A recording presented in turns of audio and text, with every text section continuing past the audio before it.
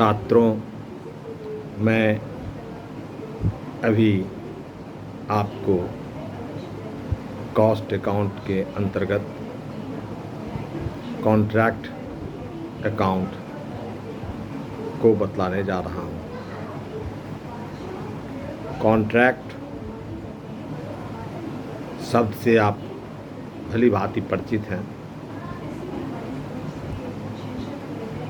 किसी काम को आप मज़दूरों से अपने कार से अपने देख रेख में करवाते हैं, तो किसी काम को, संपूर्ण काम को किसी को पूर्ण करने के लिए दे देते हैं, जिसको कहते हैं कॉन्ट्रैक्ट पर।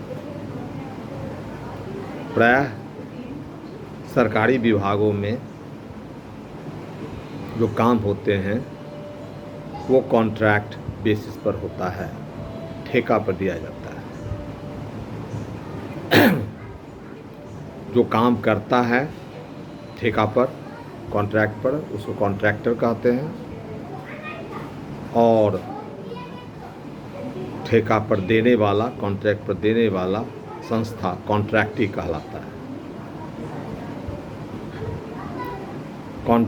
कॉन्ट्रैक्ट के लिए जो टेंडर निकलता है उसमें सारा विवरण दिया रहता है कि कितना काम है, किस तरह का काम है, कितने में करना है, जिसको कि कॉन्ट्रैक्ट प्राइस कहते हैं। ये सब सारा डिटेल्स दिया रहता है जो टेंडर इन्विटेशन के लिए दिया जाता है, इनवाइट किया जाता है। उसी आलोक में लोग, इच्छुक कॉन्ट्रैक्टर लोग काम करने के लिए अपना टेंडर देते हैं, और जिसका लोएस्ट होता है उसी को वो काम करने के लिए मिलता है। Lowest in the sense of price. और कोई कोई काम तो आपको कॉन्ट्रैक्ट प्राइस पे ही दिया रहता है कि इतना करना है। ये सैद्धांतिक बातें आप पुस्तकों को अध्ययन करके समझ लें। कॉन्ट्रैक्ट का जो हिसाब बनता है वो कॉन्ट्रैक्टर बनाता है। तो यह दो दशा में बनता है। एक होता है कि जब काम पूर्ण हो जाता है, कंप्लीट वर्क, और दूसरा होता है जब काम अधूरा है, इनकम्प्लीट वर्क। तो दोनों दशा में हम आपको समझा रहे हैं, ये मान के पहले बता रहे हैं कि जब कॉन्ट्रैक्ट पूरा हो गया उस दशा में आप हिसाब कैसे बनाएंगे। तो एक सबसे पहले हेडिंग में देंगे जिस फर्म का बना रहे हैं, in the books of, firm का नाम, कॉन्ट्रैक्ट अकाउंट नंबर, किस पीरियड में बना रहे हैं, for the year, in it, या जो भी है period. Debit side, credit side होते हैं। तो डेबिट साइड में हम कॉन्ट्रैक्ट में होने वाले सारे खर्चों को लिखते हैं।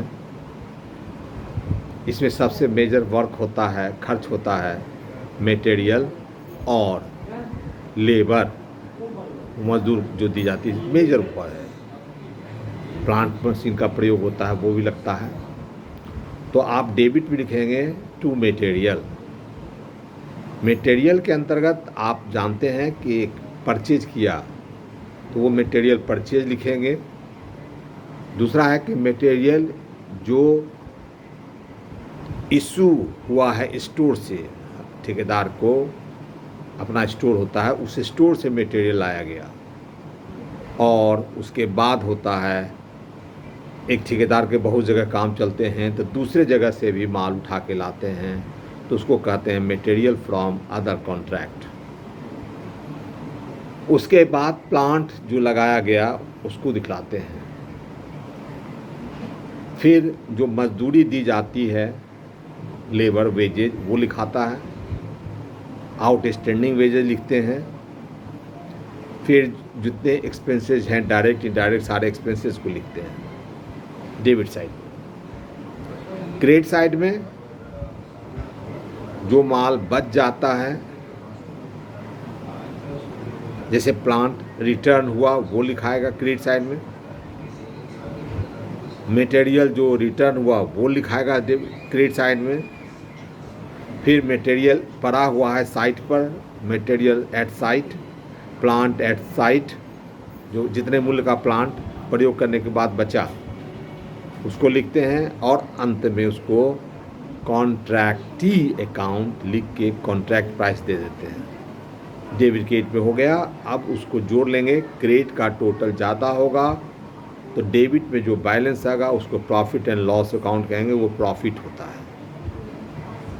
और अगर डेबिट का टोटल ज़्यादा होता है तो क्रेडिट में जो बैलेंस आएगा उसको लिखेंगे बाय बैलेंस करके, जो वो प्रॉफिट एंड लॉस अकाउंट दिखाएगा, ये लॉस आइटम है। इस तरह से कंप्लीट वर्क के बारे में आपको समझाया।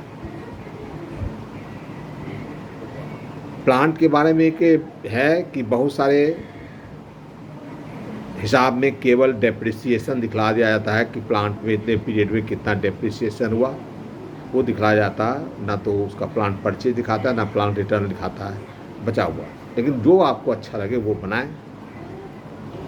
अब देखिए कि इनकम्प्लीट जो अधूरा कॉन्ट्रैक्ट है, जब कॉन्ट्रैक्ट वर्क पूरा नहीं हुआ, उसको पूरा होने में समय लगेगा, तो इस बीच में अगर हिसाब बनाता है तो क्या लिखेंगे? कॉन्ट्रैक्ट अकाउंट के डेबिट साइड में उन सारी चीज़ों को लिखें जो आपको पूर्व में बताया गया है कंप्लीट कॉन्ट्रैक्ट की दशा में। यानी टू मटेरियल, मटेरियल में जो मटेरियल परचेज हुआ उसको, जो मटेरियल स्टोर से आया उसे, जो मटेरियल दूसरे कॉन्ट्रैक्ट से ट्रांसफ़र होकर आया उसे। फिर आप प्लांट दिखाएं, फिर आप लेबर का खर्चा दिखाएं, फिर आप डायरेक्ट एक्सपेंसेस दिखाएं, इनडायरेक्ट एक्सपेंसेस दिखलाएं जो हैं। अब आइए आप क्रेडिट साइड में। क्रेडिट साइड में बाय वर्क इन प्रोग्रेस करके दिखलाया जाता है जो वर्क सर्टिफाइड दिया होता है, वर्क अनसर्टिफाइड दिया रहता है। मोटा मोटी आप समझिए वर्क सर्टिफाइड, वर्क अनसर्टिफाइड, वहाँ पर वर्क डन नॉट सर्टिफाइड भी लिखा रहता है। वर्क सर्टिफाइड क्लियर कट, और उसके बाद work done but not certified या वर्क अनसर्टिफाइड। ये क्या है? तो जब कॉन्ट्रैक्ट पूरा नहीं होता है और ये भी काम लंबे समय तक चलने वाला है, तो कॉन्ट्रैक्टर हिसाब बना के वो प्रस्तुत करके डिपार्टमेंट को देता है। वहाँ के जो आर्किटेक्ट हैं, इंजीनियर हैं, वो काम को देखते हैं, और काम देखने के बाद वो कहते हैं कि इतने राशि का काम पूरा हो गया है, उसी को प्रमाण देते हैं, उसी को कहते हैं वर्क सर्टिफाइड। वर्क अनसर्टिफाइड देते हैं उस अमाउंट को जो कि हमने पूरा किया है लेकिन कॉन्ट्रैक्टर उसको देख नहीं सका और हम हिसाब बनाने बैठ गए, अनसर्टिफाइड हो गया। तो चूंकि कॉन्ट्रैक्टर स्वयं बना रहा है, वो जान रहा है कितना का अनसर्टिफाइड है। तो वर्क सर्टिफाइड, वर्क अनसर्टिफाइड, ये दिखलाना होगा इनकम्प्लीट कॉन्ट्रैक्ट की दशा में। उसके बाद जो प्लांट रिटर्न हुआ, जो मटेरियल रिटर्न होके चला गया, जो प्लांट लाइंग एट साइट है, जो मटेरियल लाइंग एट साइट है, दोनों में समझेंगे। Material return it means return होके स्टोर चला गया। Material lying at site, material बचा हुआ है लेकिन जहाँ कार्यस्थल है, काम चल रहा है, वहाँ रखा हुआ है।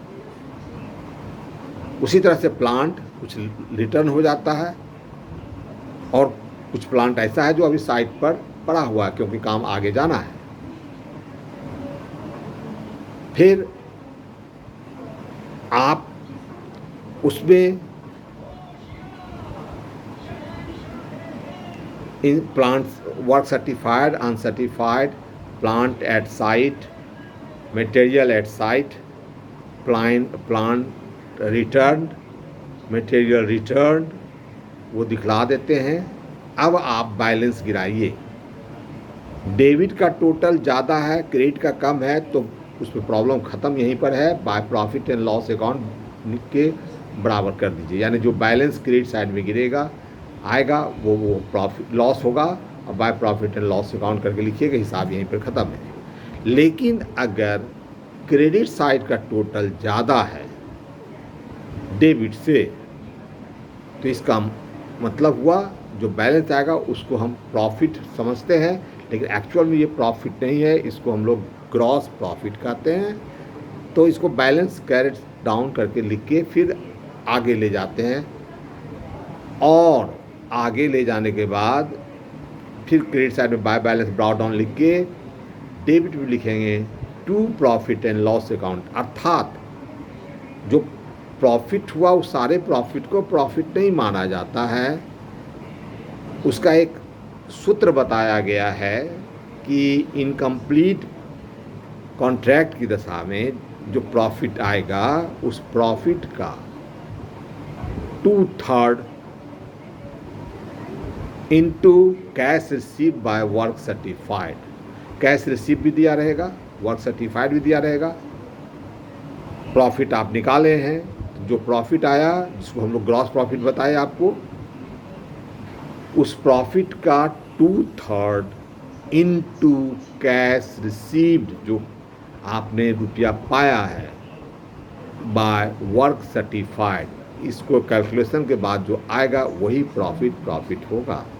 बाकी फिर उसको वर्क इन प्रोग्रेस में चला जाएगा।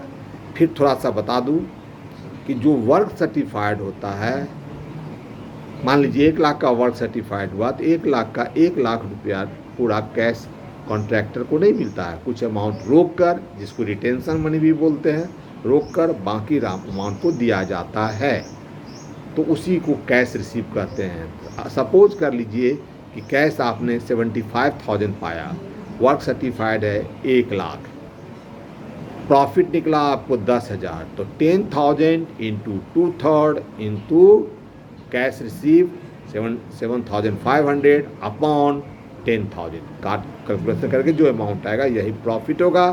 रेस्ट अमाउंट आपका वर्क इन प्रोग्रेस कहलाएगा। बाकी आप किताब से संपर्क कर लेंगे। Thank you.